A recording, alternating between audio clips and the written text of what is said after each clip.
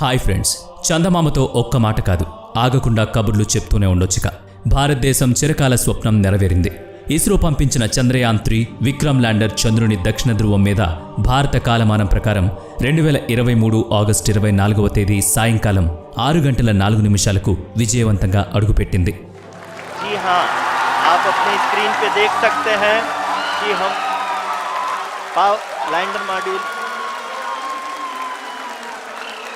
భారతదేశం సాధించిన ఈ విజయాన్ని ప్రపంచ దేశాలు వేసిన ఒక ముందడుగు అని చెప్తూ తమదెప్పుడు ప్రపంచం బాగుండాలన్నదే కోరిక అన్న భారత ప్రధాని ఈ విజయం ప్రపంచానిదని ప్రకటించారు.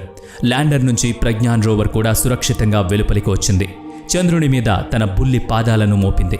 ప్రపంచంలో చంద్రుని దక్షిణ ధ్రువాన్ని చేరిన మొదటి దేశం భారతదేశం. ఇది ఇక చరిత్ర. ఎలాంటి కుదుపులు లేకుండా దిగాల్సిన చోటులోనే కొంచెం అటూ ఇటూ కాకుండా సరిగ్గా దిగింది. చంద్రుని మీద సాఫ్ట్ ల్యాండింగ్ చేసిన 4వ దేశంగా భారతదేశం పేరును ఇప్పుడు లోకమంతా పలుకుతోంది. భూమి నుంచి చంద్రుని దూరం 3,84,400 కిలోమీటర్లు. అంత దూరంలో ఉన్న చంద్రుడి మీదకు చేరిన విక్రమ్ ల్యాండర్, ప్రజ్ఞాన్ రోవర్లు చంద్రుడి మీద పరిశోధనలు చేసి ఆ సమాచారాన్ని భూమికి ఎలా పంపిస్తాయో ఇప్పుడు తెలుసుకుందాం. మనం చుట్టంచూపుగా చంద్రుణ్ణి పలకరించడానికి వాటినక్కడికి పంపలేదు. మరి కొన్ని పనులు చేయమని చెప్పాం. భూమికి పనికొచ్చే సంగతులు విశ్లేషించమని అప్పగించాం కదా, అవేమిటో మీరు తెలుసుకోవాలి. భూమి నుంచి 3,84,400 కిలోమీటర్ల దూరంలో చంద్రుని దక్షిణ ధ్రువం మీదున్న విక్రమ్ ల్యాండర్, ప్రజ్ఞాన్ రోవర్లు ఇస్రో వారి IDSN నెట్వర్క్తో అనుసంధానమయ్యాయి. ఇప్పటికే సమాచారం పంపించడం మొదలైంది. భూమి నుంచి చంద్రుణ్ణి చేరిన చంద్రయాన్-3 చరిత్ర మొదటి నుంచి ఆసక్తికరంగానే సాగింది. 23 జూలై 14వ తేదీన మధ్యాహ్నం 2:35 LV-M3M4 రాకెట్ ద్వారా చంద్రయాన్-3 భూమి నుంచి బయలుదేరింది. లాంచ్ జరిగిన 20 నిమిషాల తర్వాత భూమి యొక్క 170 కిలోమీటర్లు ఇంటూ 36,500 కిలోమీటర్లు ఎలిప్టిక్ ఆర్బిట్లో రాకెట్ చంద్రయాన్-3ని విడిచిపెట్టింది. తర్వాత భూమి గురుత్వాకర్షణ ఉపయోగించుకుంటూ చంద్రయాన్-3 భూమి చుట్టూ తన ఆర్బిట్ని పెంచుకుంటూ తిరిగింది. 2023 ఆగస్టు 1 నాడు లూనార్ ఆర్బిట్ ఇన్సర్షన్ను ఉపయోగించుకుని భూమి కక్ష నుంచి వెలుపలికి వెళ్లి చంద్రుని వైపుగా సాగిపోయింది. 4 రోజుల తర్వాత 2023 ఆగస్టు 5 నాడు చంద్రుని యొక్క 173 కిలోమీటర్లు ఇంటూ 41,762 కిలోమీటర్ల ఎలిప్టికల్ ఆర్బిట్లోకి ప్రవేశించి చంద్రుని చుట్టూ భ్రమణాలు చేసింది. మెల్లగా తన ఆర్బిట్ని తగ్గించుకుంటూ 153 కిలోమీటర్లు ఇంటూ 163 కిలోమీటర్లు ఆర్బిట్కి చేరగానే 2023 ఆగస్టు 15 నాడు చంద్రయాన్-3 ప్రొపల్షన్ మాడ్యూల్ నుంచి విక్రమ్ ల్యాండర్ వేరుపడింది. మీరు ఈ దృశ్యాన్ని ఇస్రో వెబ్సైట్లో చూడొచ్చు. ఆ సమయంలో విక్రమ్ ల్యాండర్ తీసిన చంద్రుని ఉపరితలం తాలూకు ఫోటోలు మనకందాయి. చంద్రుని మీదున్న ఎన్నో లోయలు మనకు ఆ చిత్రాల్లో కనిపించాయి.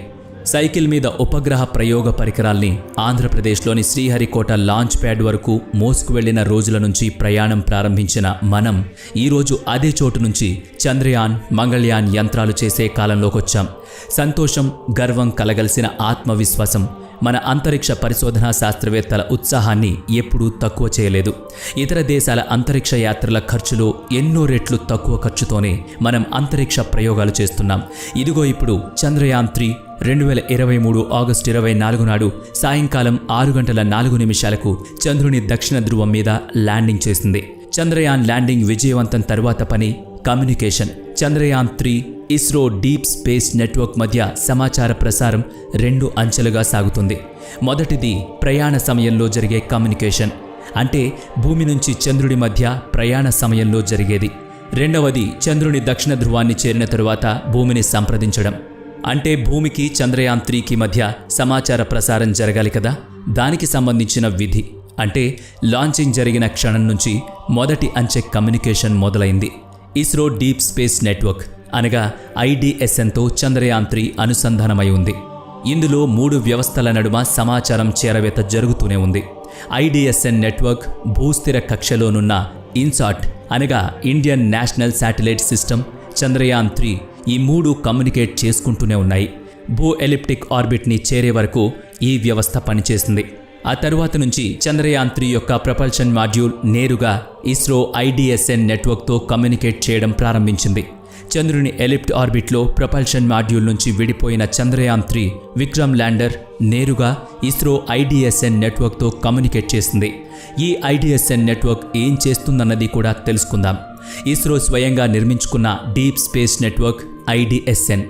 నాసా తన వోయేజర్ డీప్ స్పేస్ క్రాఫ్ట్లతో కమ్యూనికేట్ చేయడానికి, ఇతర గ్రహాల మీద ప్రయోగాల నిమిత్తం సమాచార ప్రసారానికి ఉపయోగించే తరహా నెట్వర్క్ని ఇస్రో కూడా అభివృద్ధి చేసుకుంది. ప్రపంచ దేశాల ఆధునిక కాలపు నెట్వర్కుల్లో మన దేశ ఇస్రో IDSN నెట్వర్క్ కూడా ఎంతో ప్రాధాన్యత కలిగింది, సమర్థవంతమైంది కూడా. ఇది కర్ణాటకలోని చిన్న ఊరైన బెలాలు అనే చోట ఉంది. దీన్నిక్కడ 2018 అక్టోబర్ 17 నాడు చంద్రయాన్-1 ప్రయోగం సమయంలో ఏర్పాటు చేశారు. ఇందులో పెద్ద పెద్ద డిస్క్ వంటి యాంటీనాలుంటాయి.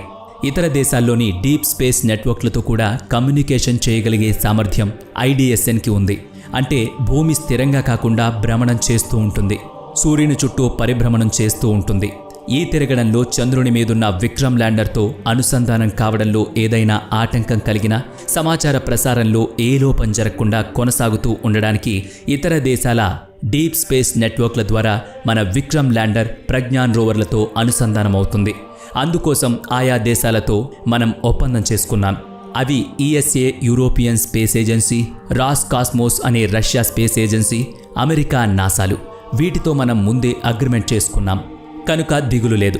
మన స్పేస్ క్రాఫ్ట్ వీటిలో ఏ దేశ నెట్వర్క్ పరిధిలో ఉంటే ఆ దేశ నెట్వర్క్ ద్వారా ఇస్రో IDSN నెట్వర్క్ మన స్పేస్ క్రాఫ్ట్తో కమ్యూనికేట్ చేయగలుగుతుంది.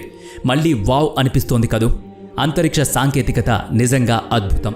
ఎక్కడో సుదూరంలో, వాతావరణమే లేని చోటులో భూమి మీద జీవి కోసం కొన్ని అంతరిక్ష పరికరాలు వివిధ సాంకేతికతల ద్వారా అంతరిక్ష సమాచారాన్ని సేకరించడం, భూమికి పంపించడం, వాటిని మనం విశ్లేషించి సంగతులు తెలుసుకోగలగడం అంతా మహాద్భుతంగా తోస్తోంది. మీకు కూడా ఇలాంటి ఆసక్తి ఉందా? సరే, మన వద్ద ఇన్ని ఉన్నాయి. మరి అక్కడికెళ్లిన మన విక్రమ్ ల్యాండర్ వద్ద ఏమున్నాయి? మొత్తం 14 యాంటీనాలున్నాయి. అవును, 3,84,400 కిలోమీటర్ల దూరంలో ఉన్న ల్యాండర్కి అన్ని వైపులా అవి అమర్చబడి ఉన్నాయి. వీటి ద్వారానే ఇస్రోకి విక్రమ్ సమాచారాన్ని పంపిస్తోంది. అంటే ఈ 14 యాంటీనాల ద్వారా ప్రసారమయ్యే సమాచారం ఇస్రో IDSN నెట్వర్క్తో పాటుగా ఐరోపా, రష్యా, అమెరికాల డీప్ స్పేస్ నెట్వర్క్ల ద్వారా కూడా ఆయా దేశాలకు పంపించబడుతుంది. ఇవి అంటే చంద్రయాన్-3 విక్రమ్ ల్యాండర్కున్న 14 యాంటీనాలు ల్యాండర్, రోవర్ల బ్యాటరీ లెవెల్స్, ఫ్యూయల్ లెవెల్స్, థ్రస్టర్ల తాలూకు వాస్తవ సమాచారాన్ని ఇస్రోకి చేరవేస్తూ ఉంటాయి. కాబట్టే ISRO ground control system Chandrayaan three స్థితిని, దాని ప్రదేశాన్ని అంటే కోఆర్డినేట్స్ని పరిశీలిస్తూ ఉంటుంది. స్పేస్ క్రాఫ్ట్లకు అమర్చే TTC యాంటీనాలని చంద్రయాన్-3కి కూడా ఉపయోగించారు. TTC అంటే telemetry tracking command antenna. Telemetry అంటే space craft battery levels, fuel levels, thrust levels వివరాల్ని స్పేస్ ఏజెన్సీ తాలూకు డీప్ స్పేస్ నెట్వర్క్కి పంపించడం. ఇక ట్రాకింగ్ యాంటెనాలు స్పేస్ క్రాఫ్ట్ ట్రాకింగ్ సమాచారం మొత్తం స్పేస్ ఏజెన్సీ అనగా ఇస్రోకి ఎప్పటికప్పుడు తెలియజేస్తూ ఉంటాయి. స్పేస్ క్రాఫ్ట్ ఖచ్చితమైన వేగం, ఉన్న చోటు గమనించిన వాస్తవ సమాచారం ఎప్పటికప్పుడు పంపించబడుతూ ఉంటుంది. చంద్రయాన్-2లో చివరి అంకంలో అది చంద్రుని ఉపరితలం మీద క్రాష్ అవడం వల్ల యాంటీనాలు కూడా పాడైపోయి మనకు సమాచారం రావడం ఆగిపోయింది. కనుకనే చివరి క్షణంలో ఏం జరిగిందో వెంటనే మనకు తెలియలేదు. ఇక కమాండ్ యాంటీనా చేసే పనేమిటో చూద్దాం. ఇదొక రిమోట్ కంట్రోల్ వంటిదని ప్రత్యేకంగా చెప్పనక్కర్లేదు. భూమి నుంచి IDSN ద్వారా పంపించబడే ఆదేశాన్ని స్పేస్ క్రాఫ్ట్ స్వీకరించడానికి, ఆ ప్రకారంగా పనిచేయడానికి ఉద్దేశించబడింది. అంటే చంద్రయాన్-3 గతిని, దిశను మార్చాలనుకున్నప్పుడు ఆ ఆదేశాలు కంట్రోల్ రూమ్లోని కంప్యూటర్ల ద్వారా IDSN నెట్వర్క్కి, అక్కడి నుంచి చంద్రయాన్-3 స్పేస్ క్రాఫ్ట్కి అమర్చబడ్డ TTC యాంటీనాలకు చేరతాయి. అయితే TTC యాంటీనాలు చిన్న చిన్న సమాచారాలనే తప్ప పెద్ద పరిమాణంలో ఉండే సమాచారాన్ని తీసుకోలేవు, చేరవేయలేవు. అయినా కూడా ఇవి ఎంతో ప్రత్యేకం. ఎలా అంటే స్పేస్లో సుదూరాలకు, ఇంకా ఖగోళ దూరాలకు కూడా సమాచారాన్ని పంపించగలం, స్వీకరించగలం. అంటే ఈ TTC యాంటీనాల ద్వారానే సాధ్యం. నాసా వోయేజర్ ఉపగ్రహ వాహక నౌకల్లో అమర్చినవి ఇట్లాంటి చిన్న TTC తరహా యాంటీనాలే. మరి మన చంద్రయాన్-3 విక్రమ్ ల్యాండర్కి అమర్చిన TTC యాంటీనాల పనితనం తెలుసుకుందాం. ఇవి చూడ్డానికి చాలా చిన్నవి. ఇవి సిలిండరికల్ ఆకారంలో ఉంటాయి. 2 చొప్పున వివిధ దిక్కుల్లో ల్యాండర్కి అమర్చారు. జతలో ఒకటి IDNS ద్వారా ఇస్రో కమాండ్స్ని రిసీవ్ చేసుకుంటుంది. రెండవది ల్యాండర్ సేకరించిన సమాచారాన్ని, ల్యాండర్కి సంబంధించిన స్వీయ సమాచారాన్ని IDSN నెట్వర్క్ ద్వారా ఇస్రోకి చేరవేస్తుంది. విక్రమ్ ల్యాండర్ పై భాగంలో 3 యాంటీనాలు అమర్చారు. ఈ 3వ యాంటీనా విధి వేరే ఉంది. అది చందమామ మీద చక్కర్లు కొడుతున్న ప్రజ్ఞాన్ రోవర్తో సంభాషిస్తూ ఉంటుంది. అంటే ఆదాన ప్రదానాలు రెండూ ఇదే చేస్తుంది. ఆ సమాచారాన్ని మళ్ళీ వేరే చిన్న యాంటీనాల ద్వారా ఇస్రోకి చేరవేస్తుంది. అంటే ఇది రోవర్ కోసం ప్రత్యేకించిన యాంటెనా. ఆ పనేదో దాని పక్కనే ఉన్న యాంటీనాలే చేయొచ్చు, కానీ అవి మామూలు పని కోసం ఉద్దేశించిన జత యాంటీనాలు కావు. ఏ కారణం చేతనైనా భూమికి చంద్రయాన్-3 ల్యాండర్కి కమ్యూనికేషన్ తెగిపోతే ఈ జత యాంటీనాలు చంద్రుని కక్షలో తిరుగుతున్న చంద్రయాన్-2 ఆర్బిటర్ ద్వారా చంద్రయాన్-3 విక్రమ్ ల్యాండర్, ప్రజ్ఞాన్ రోవర్ల సమాచారాన్ని ఇస్రోకి చేరవేస్తాయి. అంటే బ్యాకప్ యాంటీనాలన్నమాట. ఇక్కడ మీకో సందేహం రావాలి. ప్రజ్ఞాన్ రోవర్కే నేరుగా టీటీసీ యాంటీనాలను అమర్స్తే అది కూడా నేరుగా ఇస్రో నెట్వర్క్తో అనుసంధానమై ఉంటుంది కదా అని. నిజానికి ప్రజ్ఞాన్ రోవర్ చాలా చిన్నది. పెద్దగా చెయ్యొచ్చుగా అంటారా? కావచ్చు. బడ్జెట్ సరిపోవాలి కదా. అంతరిక్ష ప్రయోగాలకు ఉపయోగించే ప్రతి పరికరం, ప్రతి ముందస్తు పరీక్ష, తగిన సాంకేతిక అభివృద్ధి అన్నీ చాలా ఖర్చుతో కూడుకున్నవి. పిండి కొద్దీ రొట్టె కదా. కనుక రోవర్ చిన్నది, దాని బ్యాటరీ ఇంకా చిన్నది. ముఖ్యంగా రోవర్, దాని చక్రాలు, మోటార్, చంద్రుని మట్టిని తవ్వడానికి అమర్చిన డ్రిల్, లేజర్ పరికరం ఇవన్నీ అమర్చుకుని పనిచేయాల్సింది. కాబట్టి రోవర్ బుల్లిదే కానీ ఖర్చు జాస్తిగానే అయింది. టీటీసీ యాంటీనాలు సమర్థంగా పనిచేయాలంటే పుష్కలంగా పవర్ అవసరం. ల్యాండర్ పెద్దది కనుక సోలార్ ప్యానెల్స్, పెద్ద బ్యాటరీ అమర్చబడ్డాయి. రోవర్కి అంత శక్తి లేదు కనుక దానికి చిన్న యాంటీనా అమర్చారు. అంటే రేంజ్ కూడా చిన్నదే. అయితే ప్రజ్ఞాన్ రోవర్ తన విక్రమ్ ల్యాండర్తో కమ్యూనికేట్ చేయగలుగుతుంది. కనుక రోవర్ నుంచి ల్యాండర్కి, ల్యాండర్ నుంచి ఇస్రోకి సమాచారం వెళ్తుంది. తిరిగి అదే దారిలో వస్తుంది. ఇస్రో చంద్రయాన్-3లో ఎస్ బ్యాండ్ ఫ్రీక్వెన్సీ టీటీసీ యాంటీనాలను అమర్చింది. ఇవి అమర్చబడిన చోటు నుంచి 180 డిగ్రీల పరిధిలోని సమాచారాన్ని అందించగలవు. కనుకనే విక్రమ్ ల్యాండర్కి అన్ని వైపులా ఇవి అమర్చబడ్డాయి. నిరంతర సమాచారం నిర్విఘ్నంగా అందుకోవడానికే ఈ ఏర్పాటు. మీకో విశేషం చెప్పాలి. ఉత్సాహవంతులెవరైనా సొంతంగా స్పేస్ కమ్యూనికేషన్ నెట్వర్క్ కలిగుంటే వారు కూడా చంద్రయాన్-3 విక్రమ్ ల్యాండర్తో కమ్యూనికేట్ చేయొచ్చు. అంటే ఇస్రో ఫైర్ వాల్ అమర్చుంటే చెప్పలేం, కానీ లేకుంటే సాధ్యమే. మన సౌర కుటుంబంలో తిరుగుతున్న ఎన్నో స్పేస్ క్రాఫ్ట్లతో కమ్యూనికేట్ అవుతూ ఉండేవారు, అంతరిక్షమంటే ఉత్సాహవంతులైన వారు ప్రపంచమంతటా ఎందరో ఉన్నారు. అంటే ప్రభుత్వ స్పేస్ ఏజెన్సీలంత బలమైన వ్యవస్థ, ఆధునికత లేకపోవచ్చుగాక. వాటికి తాము స్వయంగా కమాండ్ ఇవ్వలేరు, డేటాని మార్చలేరు. కానీ స్పేస్ క్రాఫ్ట్ నుంచి వచ్చే డాప్లర్ ఫ్రీక్వెన్సీని రిసీవ్ చేసుకోగలుగుతారు. ఎప్పటికప్పుడు ఆ డేటా అప్డేట్ తీసుకోగలుగుతారు. ఎస్ బ్యాండ్ 2084.56 MHz ఫ్రీక్వెన్సీని స్వీకరించగలిగే పరికరం మీ వద్ద ఉంటే మీరు కూడా Chandrayaan three Vikram lander real time Doppler frequency డేటాను